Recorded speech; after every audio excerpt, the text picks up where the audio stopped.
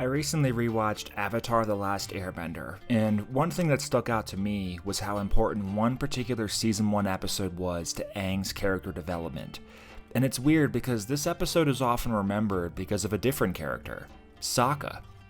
The episode I'm talking about, of course, is The Warriors of Kyoshi.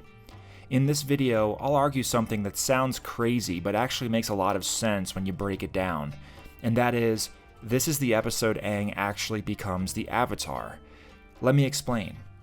If you think back on Aang's life until now, he hasn't fully grasped the gravity of his position yet, and that's kind of important from someone who's destined to save everybody. To prove my point, let's jump forward to episode 12, The Storm. It's here that we get a look at who Aang was before he got trapped in an iceberg, and it does a lot to explain his immaturity. In this episode, the air nomads tell Aang he's the Avatar way before his 16th birthday. Normally, we would have told you of your identity when you turned 16, but there are troubling signs. Storm clouds are gathering.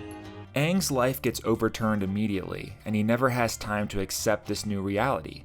Instead, he runs away, gets trapped in a storm, and seals himself in an iceberg for a century. When Aang wakes up, he's still the same immature kid.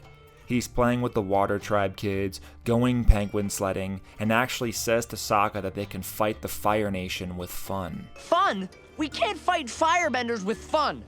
You should try it sometime. And when Katara asks Aang why he didn't tell them he was the Avatar, he looks away and says, "Because I never wanted to be." This, to me, screams, I still don't think of myself as the Avatar. Yes, Aang is a very powerful bender, but he's nowhere near being the Avatar yet. He hasn't even fully accepted that responsibility, much less this new world he lives in. Episode 3, The Southern Air Temple, is a very important moment in Aang's journey to accepting this new reality. At first, he's skeptical that all the air nomads are actually gone. Just because no one has seen an airbender doesn't mean the Fire Nation killed them all. They probably escaped. But after seeing the skeleton of his master, Monk Gyatso, he accepts that he is the last airbender after a quick trip in the Avatar state. That's where we find Aang in episode 4. So, how does he actually become the Avatar? For me, it's all due to the presence of Avatar Kyoshi. For the audience, it's our first time getting introduced to a full-blown Avatar in the show. Yes, I know we technically see Roku in episode 3, but we don't really learn anything about him. In this episode, not only do we meet an Avatar, but we meet one of the coolest ones ever. I mean, just the way Avatar Kyoshi looks is cool, and her stoic demeanor stands in stark contrast to Aang's childish nature. Juxtaposing Aang, who's still in diapers as far as avatars go, against this legend who has a statue, her own order of warriors, and is still adored 400 years after her death, was a smart move by the writers of Avatar to show all the work that Aang still has to do. But there's also a part of Aang's character that needed to get developed, the fact that he still acts very much like a child. For one, they make an early pit stop on Kyoshi Island because Aang wants to ride the elephant koi to impress Katara.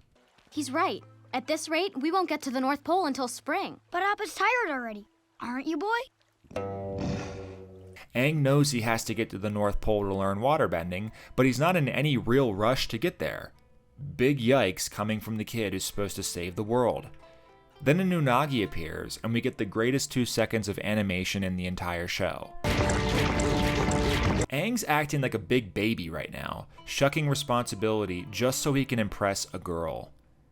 Aang is almost maddeningly ignorant, and it's annoying watching him bask in fame as the Avatar, despite not earning it. But that doesn't last forever. The Unagi is a very important plot device because it establishes this terrifying force of nature that even Avatar Aang is scared of. I mean, look at this face as he's running away. And Aang's track record with confronting things he's afraid of up until this point is pretty horrible, as we've established. It all comes to a head when the Fire Nation attacks Kyoshi Island. Aang actually takes up Avatar Kyoshi's war fans to fight off Zuko in the battle, and I think something happens to him right here. He drops Kyoshi's fans, takes a ride on his glider, and gets a bird's eye view of the situation. He sees all the destruction caused because of him, because of him flaunting his airbending and basking in his fame, which led to word getting out about his location. And he looks back and sees Avatar Kyoshi's statue in flames, her face half shrouded in darkness. It almost looks like she's disappointed in him, and Aang, I think, really feels disappointed in himself too. Which makes this moment when he jumps off Appa to confront the Unagi that much more heroic and poignant. He's not running away anymore. He's not beating the Fire Nation with fun. He's not trying to impress Katara. He's confronting the monster that nearly killed him 5 seconds ago to save Kyoshi Island. It's a short scene, but it's a massive step in Aang's character development. He's not thinking of himself as a fun-loving kid anymore. He's thinking of himself as the Avatar who has the power, nay, the responsibility, to save people. It really seems like living under Avatar Kyoshi's shadow this episode did something to him. The capstone moment is when the Elder of Kyoshi Island sees Aang flying away after saving their town and says, Thank you, Avatar. not "Thank you, Aang," "Thank you, Avatar." That line of dialogue was put there for a reason, and the writers wanted to show just how far Aang had come. This is Aang's coming out party, and it all happens here in episode 4, The Warriors of Kyoshi. For some reason, this episode is consistently listed as one of the worst episodes in the series. For me, it's so important though, because it's when Avatar actually gets good. The first 3 episodes weren't exactly bangers, and we as the audience barely know anything about what it actually means to be the Avatar. At this point, we know the Avatar needs to learn all 4 elements, and that they get reincarnated when they die, but that's it. It's like telling someone how to play baseball, but never offering them an example of someone who played it well. In this episode, we get that example for the first time, and it's important. Seeing Avatar Kyoshi immortalized in a statue 400 years after her death, and seeing the culture of the entire island still molded around her to this day, sends a clear message to the audience. This was one of the most important people to walk the earth, especially if their legacy has this amount of longevity. It also places an expectation in the minds of the audience. Like, wow, if Avatar Kyoshi is this adored, she must have been very powerful and influential. We know the Avatar is the baddest person on the planet, and we know that Aang is nowhere near that, and so we're excited at the promise of watching him become a figure like Avatar Kyoshi. She plays an extremely important role in this story. And Aang, to his credit, makes a very impressive decision to start his journey towards becoming the Avatar.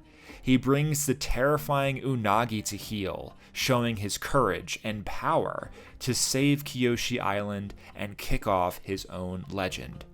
It is in this episode where he truly becomes the Avatar for the first time. What did you think of the Warriors of Kyoshi? I'd love to hear your opinion down below in the comments. And if you like this video, please hit the like button and subscribe to my channel for more film and TV show breakdowns like this one. Thanks so much for watching.